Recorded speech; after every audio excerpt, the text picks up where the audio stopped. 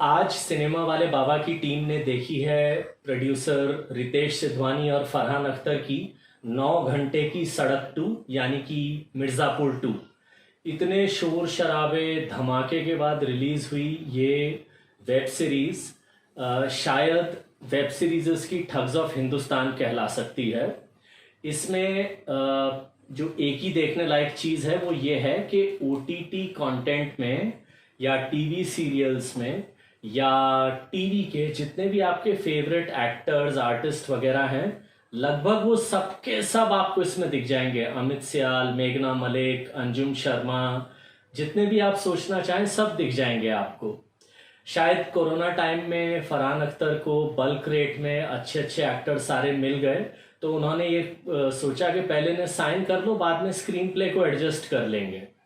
9 घंटे का ये वेब सीरीज है और हालांकि पहले 1, 2 या 3 एपिसोड फिर भी थोड़े देखने लायक हैं, लेकिन चौथे एपिसोड के बाद जो ये सीरीज लुढ़कती है और जिसके मन में जो आया, एक तो 2 या 3 डायरेक्टर हैं, मिहिर देसाई हैं, गुरमीत सिंह हैं, और भी एक नाम शायद पढ़ा मैंने, तो अलग अलग डायरेक्टर ने शायद बिना एक दूसरे से पूछे जिसके मन में जो आया वैसे एपिसोड शूट किए हैं।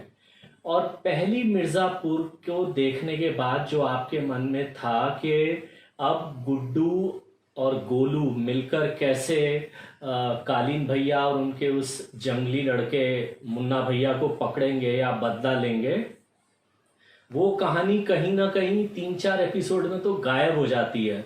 और जैसा मैंने कहा कि अजगर के जैसे लंबे लंबे एपिसोड, 65 मिनट का एक एपिसोड है जो एक बार शुरू हुआ तो ख़त्म होने का नाम नहीं लेता।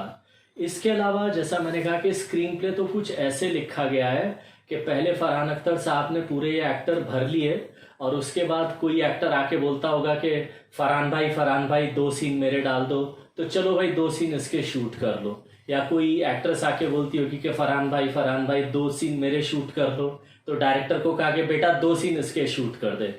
तो इस तरह से तो ये कहानी आगे बढ़ती है।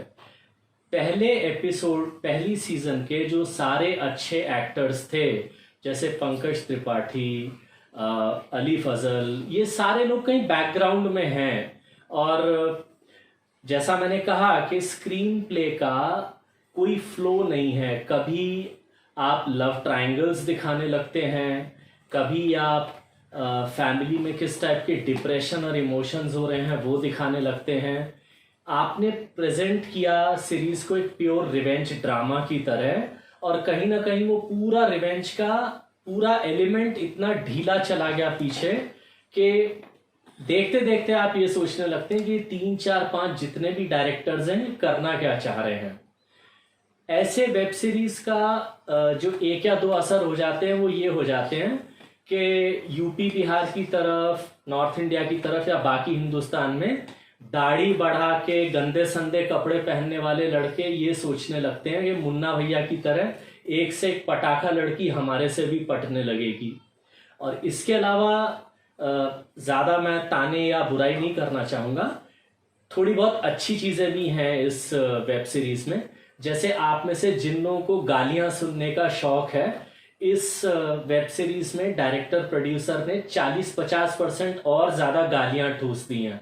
अगर आप इस वेब सीरीज में से सिर्फ गालियों वाले सीन को या गाली वाले मोमेंट को डिलीट कर दें तो ये 9 घंटे की सड़क टू शायद 5 घंटे की हो जाएगी। तो खाली इस वेब सीरीज को देखने के बाद मेरे जैसे रिव्यूअर्स को ये दुख होता है कि इसकी जगह हम ऐसी कहीं घूमने जा सकते थे क्या, या अपनी फैमिली के साथ बैठ सकते थे क्या। 9 घंटे बर्बाद करने के लिए बहुत हिम्मत चाहिए आपको। और इस वेब सीरीज को जैसा मैंने कहा, या तो आप 9 घंटे की सड़क टू बोल लीजिए या ओटीटी कंटेंट की ठग्स ऑफ हिंदुस्तान बोल लीजिए।